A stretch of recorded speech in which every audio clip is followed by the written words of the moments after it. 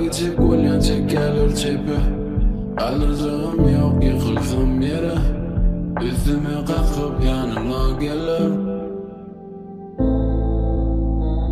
Bular meni bilen olmayacak. Erkime menen bir zat gerek. Yaranıp olun oğuken. Biz yalılar beri gelişen opere. Dinlesen söyyanacağın necip yaktayım da.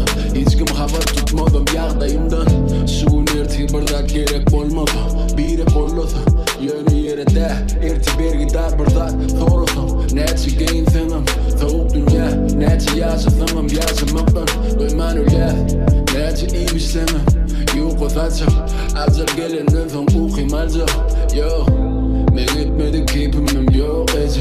Azadlık az erkinlik köp ece. Yeleğimi paylaşıp mene bulyansam gök ece. Bu yolu sen oğlumdan başka yok ece. Ece hiç kim beni sevmeyecek. Hiç kim beni göremeyecek.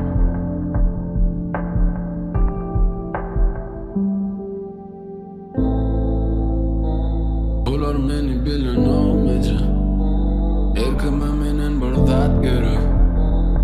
Yaranıp olun oğuken. Biz yalılar beri gelişen opere. Dinlesen söyyanacağın necip yaktayım da.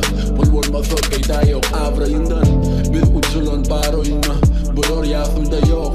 Ehlisi batoyumda. Gidinde koyunda. Meni günüme. Biz yalıklanım yüküden ertire alada. Oğlum gel ya ikiden ertirde umit bah. Da bağıtlansa dünküden. Çare yok bizde. İstesen durmuşsan öykülü sonun. Etmedik keyfimim yok ece. Kelam olsa da bu fikirlerim sol ece. Yeri de bilecek mene bulyanca yol ece. Bir yolu dinle sen elimden tutsam geçer. Bulur beni bilen olmayacak. Ersine menen bir zat gerek.